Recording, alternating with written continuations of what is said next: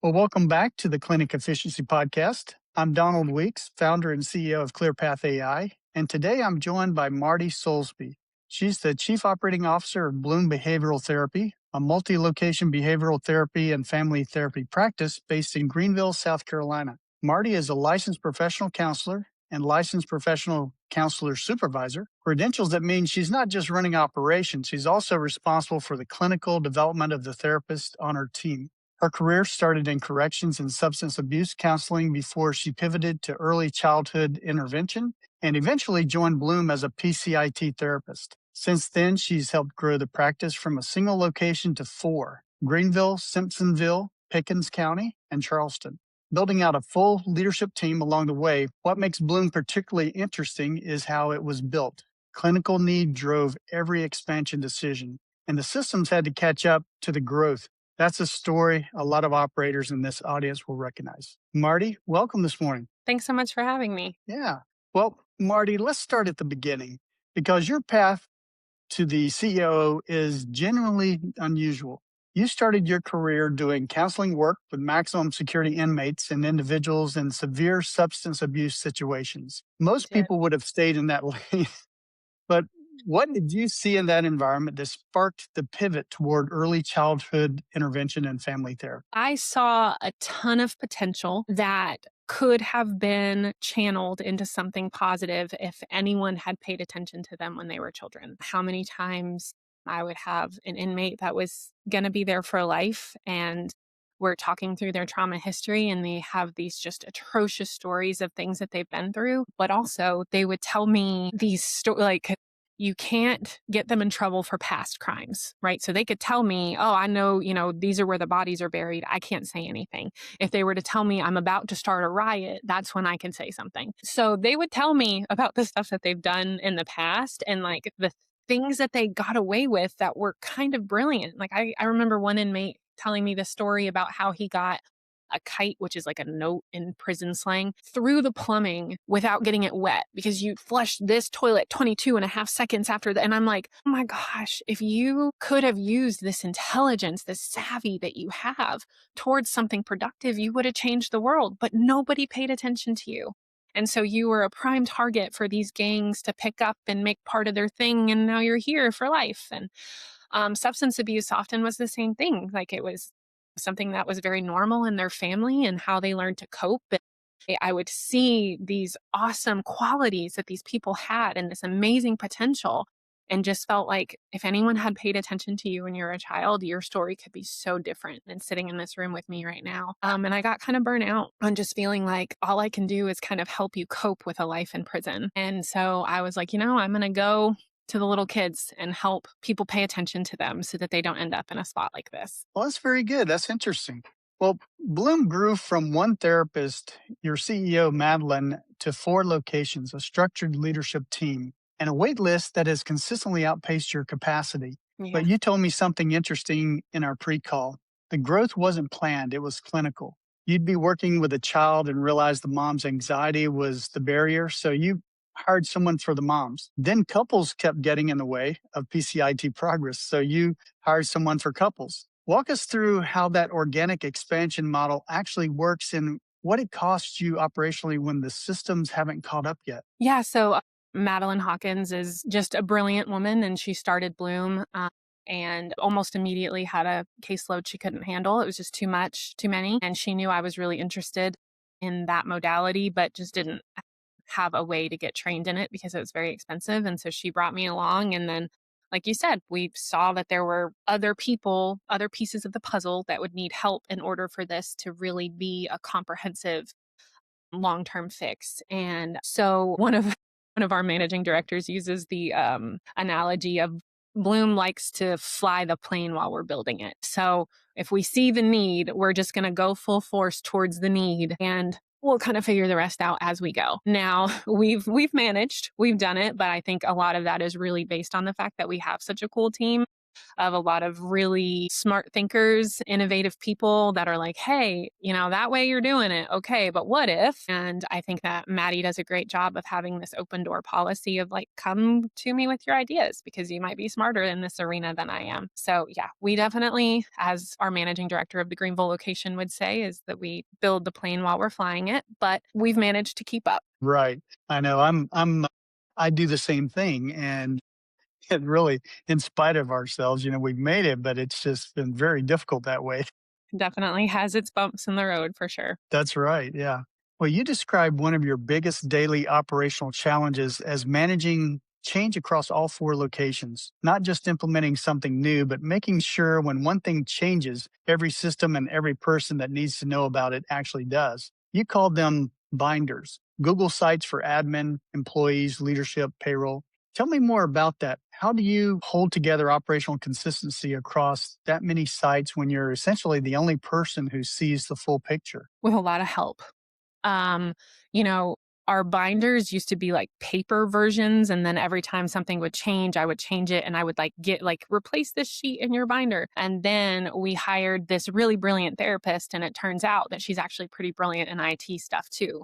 And she was like, I could save you a lot of time and showed us how to do Google Sites and set up all of that up in a HIPAA compliant way, whatever. So now when I make a change, I could just go in to the what we call binders because that's what it started as, was a paper binder. I should probably figure out a different word for it. But we go into these Google Sites, we make the updates. I'll send an email, and then I'll specifically send an email to a couple of my right hand men and go, remind me of where else this needs to change. Like, because this impacts more than this one system.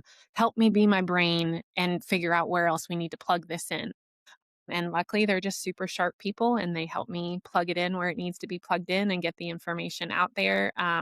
And we just keep trying to figure out better ways to do that. Right.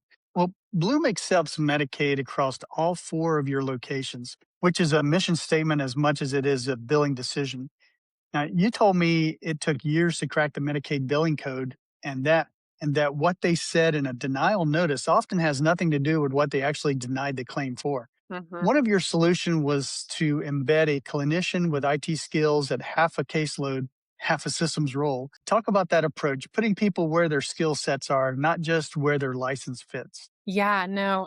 Have you ever read the book Culture Code? No, I haven't. Of a friend of mine suggested it to me because obviously my education is in mental health therapy and not in leadership. And so a lot of times I feel like I'm kind of grasping at straws, trying to figure out what this is supposed to look like or what my role is supposed to be. And he shared this book with me. And at the beginning of the book, there's this anecdote of where they give this class of MBA students some uncooked spaghetti, some tape.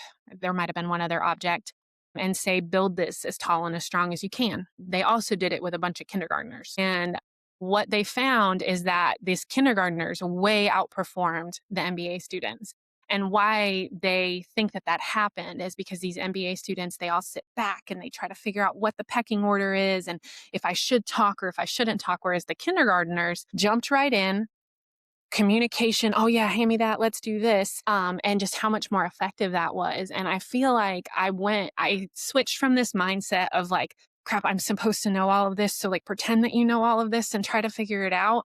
And that book really changed my mentality of like, can we just be like the kindergartners and we all just like put our hands in and figure it out and build it together. And in doing that, we just discovered all of these clinicians that had these other talents, right? So we have Allison, who's our IT person, and she created a ton of these systems that make things move so much smoother. And then we have Becca, who's our onboarding director, and our turnover has been 75% better than when I was the one hiring because I see people and I'm like, oh, I see the potential and it's going to be fine and whatever. And then maybe it wasn't the best hire.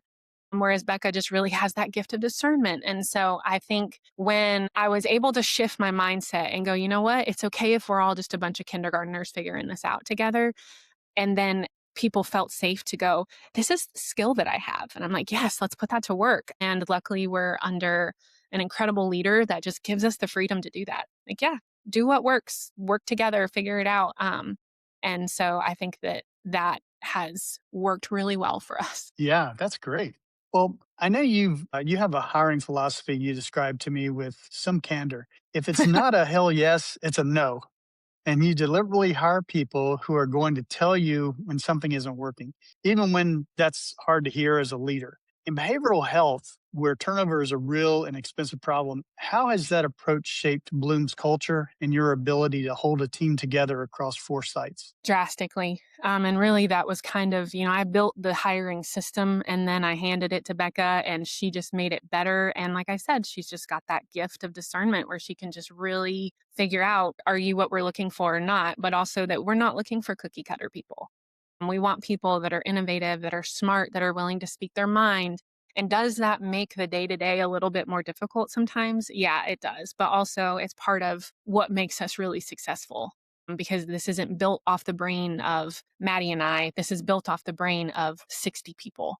Um, and that's just so much more effective. But yeah, if it's not a hell yes, it's a no. And that has served us very well. And then we just have buildings full of these like super quality, not just therapists, but humans. And I think that that lends to a really positive culture as well. Yeah, yeah, that's good. Well, I know you also mentioned two active growth initiatives in our pre call, pursuing Association for Play Therapy approval to certify 23 of your therapists as registered play therapists and launching school based programs in two counties. Both of those are new systems on top of an already full operational plate, especially right now. What's driving those two moves, and how do you think about managing growth when you're also managing everything else? It's driven by need for sure. The trying to get people as registered play therapists, we just want to make sure that our clients are getting the best of the best. And part of how you do that is continued training. So yes, it is, a big undertaking, but ultimately, if you remember why you're doing this, which is for these, we see all ages, but we definitely, started with kids. And it's just going to make our outcomes much better. And obviously, our outcomes, it's not like, oh, well, that means you get more money. It means like, no, you get like healthy, whole children that are going to lead healthy whole lives. And that's just really our main heart, which is another reason that we accept Medicaid, even though it is quite a battle to do so, is because we just want to help the people that need it the most. Remind me what the other part of the question was. Yeah, let me go back here. It was also to certify your 23 therapists as registered play therapists and launching the school based programs in two counties. Yeah, so the Yeah, school-based programs are still a little bit up in the air, but Madeline and I actually met when we were both school-based mental health therapists for the Department of Mental Health. And right. we loved those kids deeply, and we saw flaws in how the system was run. So we've always had the heart for, gosh, yes, we're seeing these Medicaid kids, and we know that there's at least one person that loves them enough to bring them in here and to get the help that they need. But the kids that we saw when we were school based, sometimes, their parents just don't have the time off of work or the money or the gas money. That's like a huge thing. Like they just don't have a way to get their kid the help that they need. And so the kid just doesn't get the help. And so if we're in the schools, then we can help those kids that aren't going to be able to get it by any other way. And so, yes, it is a big undertaking for sure. But again, we're just going to make the plane as we fly it. And I also just believe that because our heart and our motives are in the right place, that it's all going to work out fine. Yeah. Well, that's very admirable. And yeah, there is truly a need there for that. And I'm glad you're doing that. Well, Marty, this has been exactly the kind of conversation I think our audience needs to hear, and the real operational truth of building a behavioral health practice that actually serves the people most in need of it. Thank you so much for being so candid this morning. Absolutely. Thanks for having me.